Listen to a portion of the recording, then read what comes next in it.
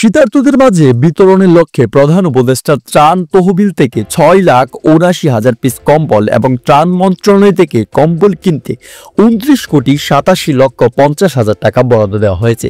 শুক্রবার 3 জানুয়ারি দুর্যোগ ব্যবস্থাপনা ও ত্রাণ মন্ত্রণালয়ের তথ্য ও জনসংযোগ কর্মকর্তা মোহাম্মদ এনায়েত হোসেনের পাঠানো সংবাদ বিজ্ঞপ্তিতে এ তথ্য জানানো হয়।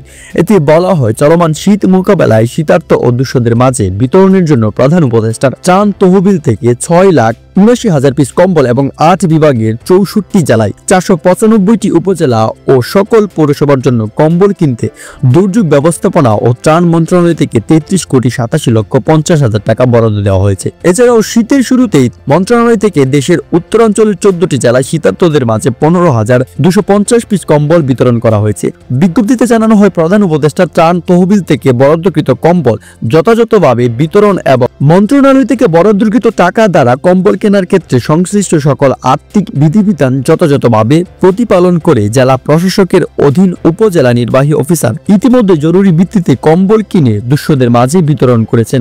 কম্বল বিতরণ এবং কেনার বিষয়টি নিবিড়ভাবে তদারকি করার জন্য মন্ত্রণালয় থেকে জেলা প্রশাসনের নির্দেশনা প্রদান করা হয়েছে বলেও বিজ্ঞপ্তিতে জানানো হয়। নিউজনগর, আরিয়ান ফার্সি।